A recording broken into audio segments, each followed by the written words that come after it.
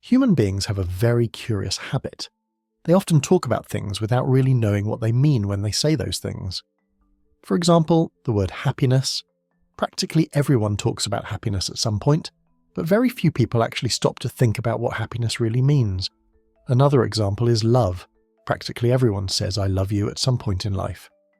But what do you understand by love? Have you ever stopped to think that when you say "I love you" to your husband or wife, the love you call love might be different from what he or she understands as love? Here in the videos on the channel, I'll be using words that will be repeated a lot throughout the videos. I've already used some of them, by the way.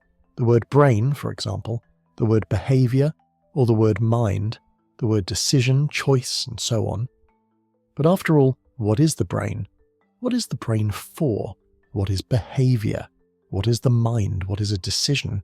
And a choice and a judgment? What are cognitions? What are emotions? In today's video, I want to answer all these questions for you. This means that today's video will be quite conceptual.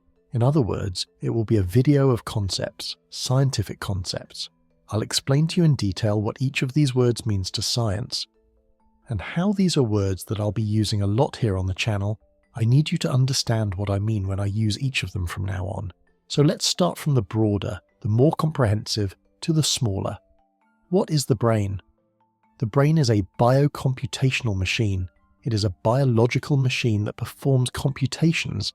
That is, it is a biological machine that processes information. This may lead you to think that the brain is like a computer, like the one you're using to watch the class, which includes your cell phone, which is a small computer. But that's blatantly wrong. The brain doesn't function like a digital computer.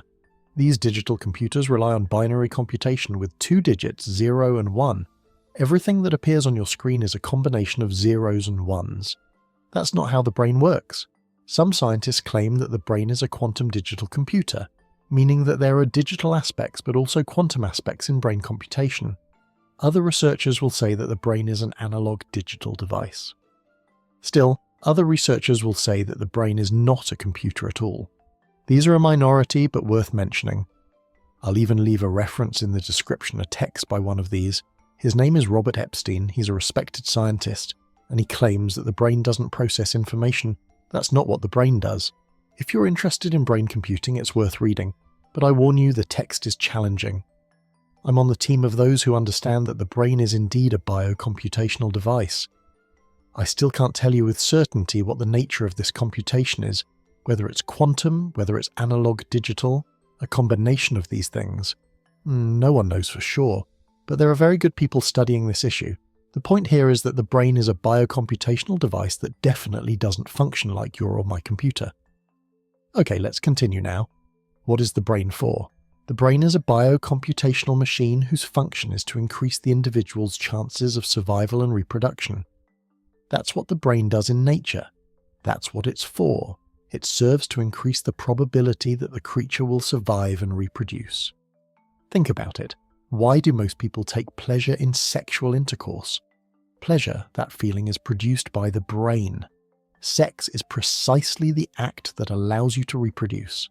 Why do you take pleasure in food and water? Because food and water allow you to survive and become stronger. Why do you feel pain? Because pain allows you to flee from what hurts you, increasing your chances of survival.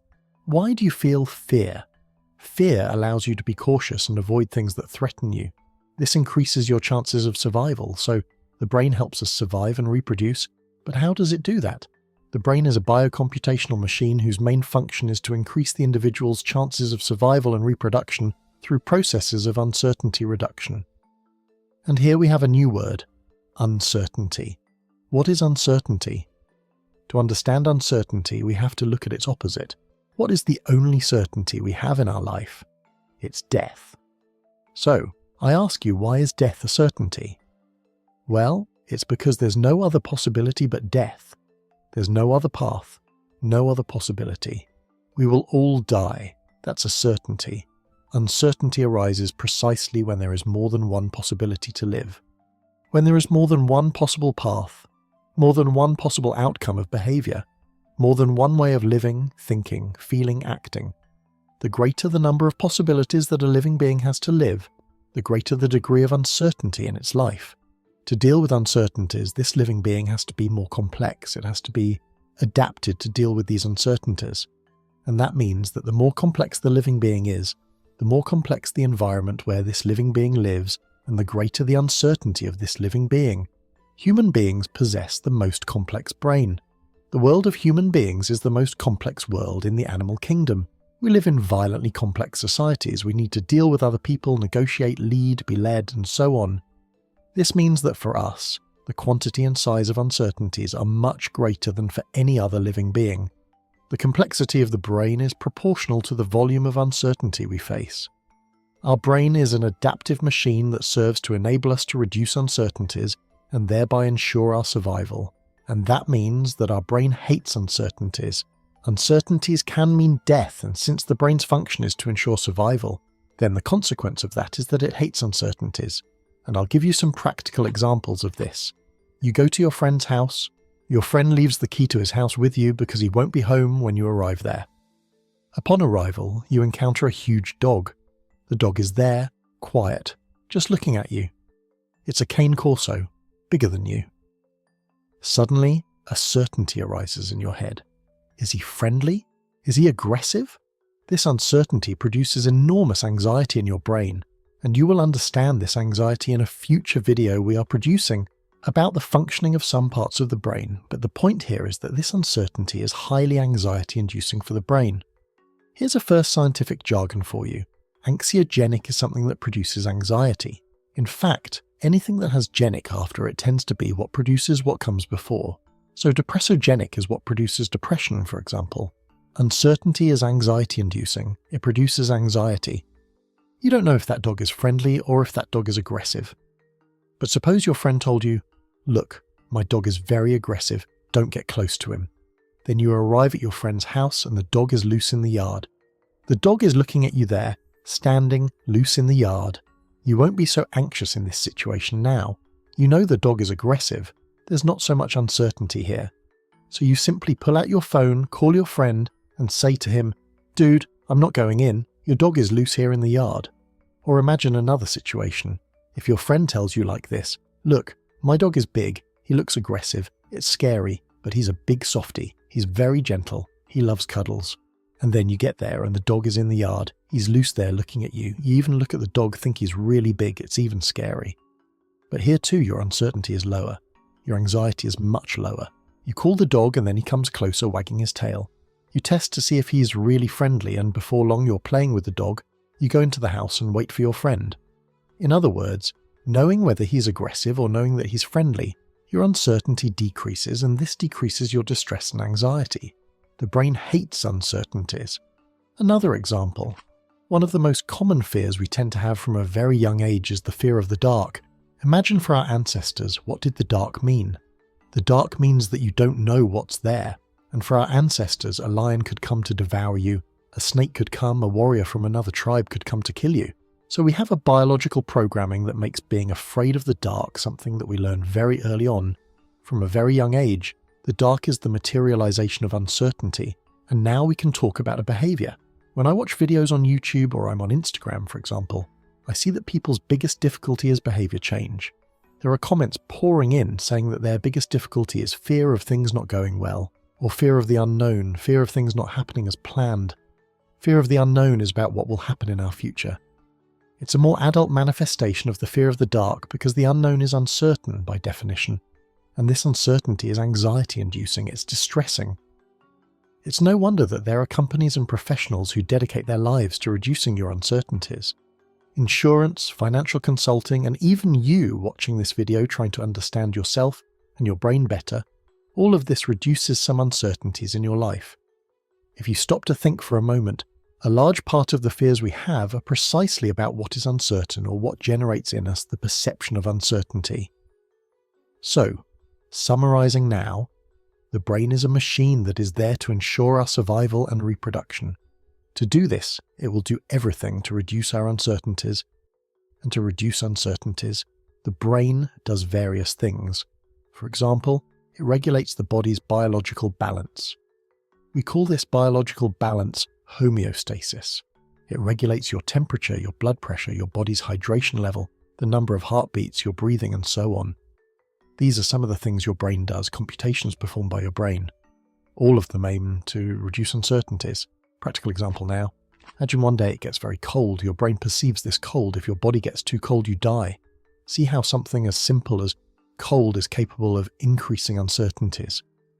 The day before, it was a pleasant temperature. Now, suddenly, cold. Cold brings uncertainty because various possibilities arise that didn't exist before. Will you survive? Will this cold pass in time? What will you do? Without you deciding, without you realizing it, your brain commands the blood vessels in your skin to dilate. And then the blood flows better and makes you warmer. The brain, without you controlling and realizing it, commands the hairs on your body to stand up to retain heat. The brain orders, without you commanding it, without you realizing it, your body to burn calories, including fat that you have accumulated, so that you produce more heat. The brain commands your muscles to tremble because by trembling you move the muscles, and this also generates heat. Anyway, this is an example of how the brain reduces uncertainties. Cold imposes uncertainty, a possibility of death. The brain commands your body to reduce this uncertainty and adopt protective measures. There's something that the brain performs that is fundamental: the mind. The mind is what the brain does. This is a very famous phrase used by many neuroscientists, originally from the great psychologist and Harvard professor Steven Pinker. You see, just as the control of your blood pressure is produced by brain computation, what Steven Pinker means is that your thoughts, your ideas, your planning, your memory, your emotions, feelings, in short, all that is commonly called the mind, is also produced by brain computations. The mind is what the brain does. But let's define this a little better. Let's define the mind from a scientific point of view. You there have a subjective experience of existing. Subjective is something that is particular to the subject. In other words, it's what is individual. A stone does not have an experience of being a stone. A lettuce plant does not have an existential experience. There is no experience of being a lettuce plant in nature. Of course, the stone and the lettuce plant exist. What I'm saying is that there is no experience of being a stone nor the experience of being a lettuce plant. With humans and many other animals, things are different. If you're Saul, you have an individual, particular, your own experience. We could call this experience of being Saul. In other words, you are Saul, you have an experience of being Saul, which is unique and exclusively yours. I cannot be Saul, Saul cannot be me. Therefore, it is an individual and particular experience of each individual. It is what we mean when we say that the experience is subjective. It is an experience specific to the subject who is experiencing it. It's what is popularly known as to each his own. This is for each individual. Lettuce plants and stones do not have subjective experiences. Humans do. Despite this, our subjective experience is composed of a series of elements that I, Saul, you, and all humans have in common. For example, emotions and feelings, memory, attention, preferences, decisions and choices, sensory perceptions, colours, sounds, and many others. It is worth mentioning that the subjective experience of many non-human animals is composed of some or several of these same elements. Dogs, for example, birds and hippos, they have memories, emotions, feelings, among other elements. Before we continue, I want to issue a warning. I'm not saying here that I and Saul have the same feelings or the same memories. What I'm saying is that these elements, feelings and memories are part of our subjective individual experience as a species. Every healthy human being has feelings and memories. The specific content of memory, the moment of your first kiss, for example, that's individual, subjective, yours alone. The specific pattern of feelings, what you felt during that kiss, also, that's yours alone. Despite this, there are many similarities between the feelings and memories of different human beings, and that's why we can study all of this scientifically. But these elements will never be perfectly identical between two people. Now we have, therefore, our scientific definition of what the mind is. The mind is the set of elements that compose the subjective experience of a species. The human mind, therefore, is the set of elements that compose the subjective experience of human beings. I've given you examples of some of these elements already: memories, emotions, preferences, and so on. These elements are also called mental processes in science, or mental operations, or mental modules. They are technical terms. Some of these elements, or parts of them, are conscious, but most of them work unconsciously. You see, psychology is the science that studies the psyche and behavior. It is therefore the science that studies the mind and behavior. This means that psychology studies these elements, these mental modules, and the behaviors that derive from them. And now, let's put together all the definitions we've discussed so far. The brain is a biocomputational machine whose function is to increase the individual's chances of survival and reproduction through processes of uncertainty reduction. An important function of the brain is the computations that produce the elements that compose the subjective experience of a species, and this set of elements is called the mind. Okay, now we've made a lot of progress. You already know what the brain is, and you already know what the mind is. But earlier I used another word, behavior. What is behavior? Behavior is easier. Behavior is the action or set of actions performed by an individual or individuals. Here, behavior is the action or set of actions or pattern of actions performed by the individual. But no behavior occurs in isolation. Behaviors occur in relation to the mind, which is why psychology studies the mind, psyche, and behavior. So now I want to introduce you to the famous triad that changed my life and will guide us here on the channel. The first thing we're going to do is divide the mind into two different elements. The first element is affection. Affection is an element, a mental module. Affection includes emotions and feelings. Whenever we talk about affection, we're talking about emotions and feelings. We'll define and delve into emotions and feelings in another video on the channel, but know that affection are emotions and feelings. The second element of the mind is cognition, hence the term cognitive. Cognition includes thoughts, ideas, decisions, memories, imagination, sensory perceptions, such as vision and hearing, attention, planning, and other cognitions. And behavior we've already defined. It's the actions, the set of actions, or the patterns of actions of an individual. It's what the individual does. Everything you do, all behavior, is influenced by affection, emotions and feelings, and by cognitions. Understanding the relationship between cognitions, affection, and behavior is what we typically call in science a approach. For example, you suddenly feel anxiety, that is an affective process. This produces ideas in your head, you start thinking that things will go wrong. These ideas are cognitions and they feed another affection, another feeling, fear. This fear produces more anxiety. With fear and anxiety, the person opens the fridge and eats half a kilo of ice cream. This is a behavior. This behavior produces a new feeling, guilt, and affective process. The person starts to think that they didn't want to eat all that ice cream, that they will gain weight. They start blaming themselves and feeding self-deprecating ideas like, I'm a failure anyway. This is a cognitive process. This further increases the feeling of guilt, and due to the feeling of guilt, the person feels discouraged, lacks motivation to do things, and again this is an affective process. Then they lie on the couch, turn on Netflix, and watch a sad movie. This is a behavior. Our approach here on the channel will be quite cognitive behavioral. I'll talk a lot about affection, cognitions, and behaviors. Well, now that you already know what cognitions, affection, and behaviors are and how they are intimately related, I want to dive even deeper. There are two essential cognitive processes for us. The first one is decision-making. What is a decision? A decision is a cognitive process of reducing uncertainties with the aim of producing a behavior. Hold on. I know this definition might seem complicated to understand, so I'll give you a practical example from everyday life. You're at work, it's around noon, you're hungry, you need to have lunch. Let me ask you, is there certainty about what you're going to eat and where you're going to eat? No. There are many possibilities. You can order delivery, you can go to your favourite restaurant, which is a bit far from your office, so you will have to walk for about 10 minutes under the strong sun, or take an Uber, which adds to the cost.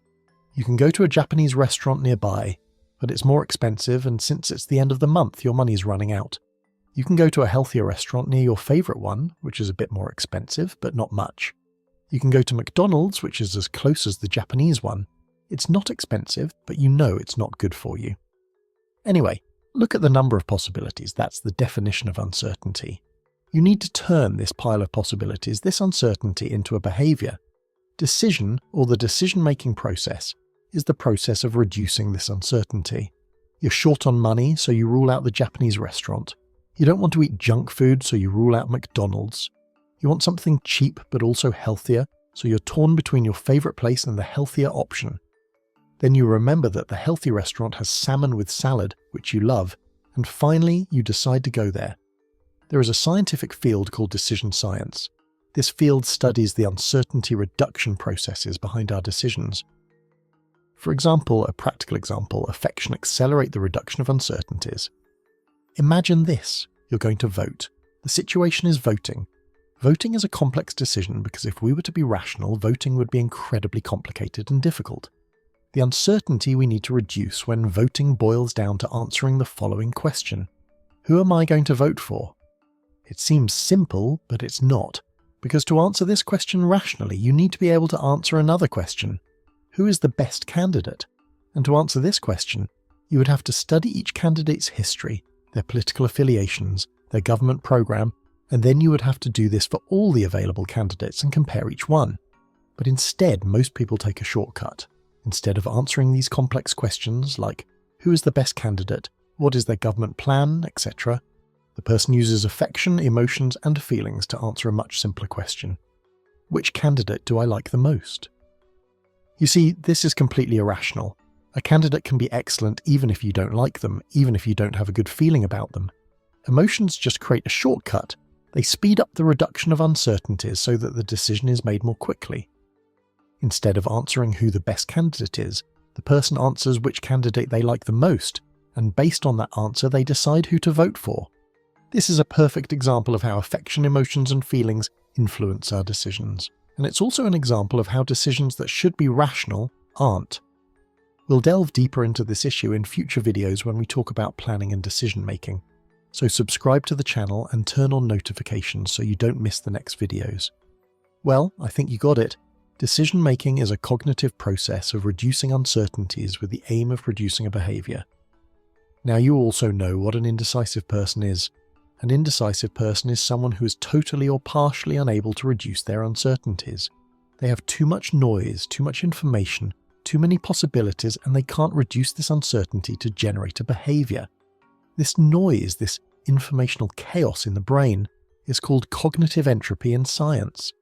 If you want to help someone decide, someone who is indecisive, then you must help that person reduce uncertainty, reduce cognitive entropy in their brain. So now you have an even more sophisticated definition.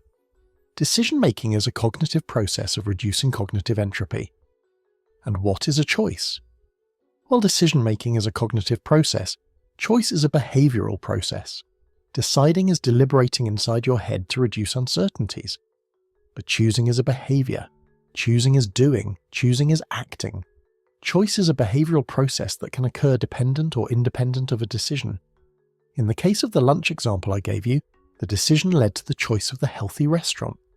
But here we have a crucial point. Sometimes choices occur independently of decisions, and a perfect example of this is habits. Habits are automatic, things you do without thinking, without deliberating. You simply choose. You simply do. Sometimes, in fact, you decide one thing and you choose another. You deliberate in your head about one thing, but you actually do another. This is a very important point in our lives. In future videos about self-sabotage, I'll delve precisely into this issue of choice and decision and how it influences our self-sabotage, the sabotage we do to ourselves. And many people wonder, why do we sabotage ourselves so much? It's because our affection are in conflict with our cognitions are in conflict with our behavior, and our affection are also in conflict with our behaviors. And one of the most common conflicts is when we decide something. For example, I'm going to the gym, a gym near my home. I'll go to the gym 3 times a week, I'll leave work and I'll go straight to the gym. You see, everything is being decided. But then the person leaves work, stops at the convenience store, buys a beer, takes it home, lies on the couch and watches Netflix drinking beer. What they decided is different from what they chose. A perfect example of this is what people do on the internet. You go to an online shopping site, you decide to buy a bunch of things, you put a lot of items in your cart, and after spending hours deciding, you choose to close the browser and turn off the computer and watch TV. You decided differently from what you chose, cognition was different from behavior. And now let's go to one last definition. I swear it's the last one. There's a very famous pizzeria called Beat Papo in the city of Guarujá, on the coast of Sao Paulo, Brazil. I learned about this pizzeria through Facebook. So you turn to me and say, I think Pizzeria Bate-Papo has the best pizza in the world. If you don't know Pizzeria Bate-Papo, I'll show you some photos of the pizzas from this pizzeria. I'll put them on your screen. So you might think this is the best pizzeria in the world. Then you ask me, is this opinion a decision? No, your opinion is not a decision. It's a judgment. Judgment is like an internal ruler you have to measure and evaluate things in the world. In other words, judgment is a cognitive process that helps you estimate and assign values and definitions to things in the world. For example, if I ask you, imagine in your head, tell me, what is the most consumed beverage in the world? You'll imagine. Cognitive, huh? You answer beer. That's a judgment. You made an estimate based on an internal ruler you have there. I don't know what it is, but you did. But I studied this, I researched it, and I know from the estimates made by the food industry that the most consumed beverage is not beer. It's tea. Your judgment in this case, in other words, your estimate is wrong. Your internal ruler needs improvement, and the best way to improve your internal ruler is by using knowledge. Studying, updating the information and knowledge you have in your head, seeking more wisdom. But there are judgments that are strictly subjective, individual. For example, you might think that Pizzeria Battipapo has the best pizza in the world. There's no right answer here. Your judgment is about your internal state, your pleasure, your preference. It's your internal ruler measuring your internal state. The reference here is yourself. So judgments can be about things in the world, about other people, or about yourself and your internal states. Some judgments refer to objective things that can be measured and understood, which can be compared with your internal ruler, and thus your internal ruler in these cases may be wrong. For example, a sad example, if you think that men are more intelligent than women, your judgment is wrong, plain and simple. Your internal ruler is using an incorrect reference. We know that this is wrong. Scientific studies are clear on this point that the IQ, or intelligence quotient of men and women, is statistically equal on average. Another very sad, quite similar example, if you think that the tone, the colour of a person's skin defines whether they are more or less intelligent, your judgment is also wrong. But there are judgments about things that can't be measured as easily as those I just mentioned, and in general this involves your preferences, what you like, what you prefer. Some people love to eat bull testicles, some people like to eat bitter gourd, some people love Iranian cinema, some people like the series called Supernatural. I think it's terrible, but neither my judgment nor your judgment about Supernatural is wrong. Of course, a professional film critic may disagree with me. They may tell me that there are indeed objective criteria for evaluating whether a film or series is good or bad. In other words, there is an external ruler to compare with our internal ruler, but ultimately, we are talking about value, the value that something produces in us. This value is affective, and therefore it's difficult to say that a judgment like this is absolutely right or wrong. The most important thing you need to know about judgments, decisions, and choices is that, first of all, they are different things. Secondly, the more your judgments, decisions, and choices are in conflict with each other, the more anguished and irrational your life will be. One of the main goals of this channel is to give you knowledge and tools so that your judgments are more accurate, more correct, less wrong, to calibrate your internal ruler. Furthermore, it is to give you knowledge and tools so that your decisions are more aligned with your choices. These are two essential harmonies that I will help you build with each video. Firstly, the harmony between cognitions, affection, and behaviors. Secondly, directly linked to the first harmony, we also have the harmony between judgments, decisions, and choices. This balance, in the end, is the main goal of the channel in terms of what will happen within you. That you become a more self-aware person, that you're in control of your life, that you have emotional balance, that your emotions are aligned with your cognitions, that is, with your ideas, memories, plans, with your attention, with your intentions, your thoughts, your reflections, that you understand your essence, your personality, your flaws, your strengths, that you know how to change your habits, that you effectively do what you decided to do and keep doing it, and that when judging you make sensible judgments about your life and other human beings, that you stop living in conflict with yourself, that you stop fighting with yourself, and that you're fully capable of understanding who you are and how you can become who you want to be. In the end, this is what we are doing here, and these definitions were very important because I will use them a lot on this channel, so it's important that you understand. When I talk about choice, when I talk about decision, when I talk about judgment, when I talk about affection, that word affection I will use several times, and then I will be talking about emotions and feelings. So it's good that you have a clear understanding of everything I've said so far. This was the heaviest video so far. If you didn't understand something, just leave a comment and I will clear up your doubts. That's it. Now you deserve to breathe and rest. I have a tip for you. Start using the words, the concepts that you learned here correctly. Start trying to use these terms in your daily life. In fact, if you really want to internalize these concepts, teach everything you learned here to someone else. Teaching is the best way to make sure you've really learned. Congratulations for making it to the end of this video, because look, if you understood at least the gist, if you already understood everything I said here, you already understand much more about mind, brain and behavior than the vast majority of people out there in society. So congratulations on reaching the end of the video, which I know wasn't easy. Remember that the content here on the channel is a series. You can watch individual videos and understand the message, but I advise you to watch all the videos because one complements the other. Just go to the playlists where everything is organized by categories for you to watch. So subscribe to the channel and activate the bell so you don't miss the next videos. If you have a family member or friend who needs the content of this video, share it with them. Learning with more people is always better and easier. Thank you for watching, and until the next video.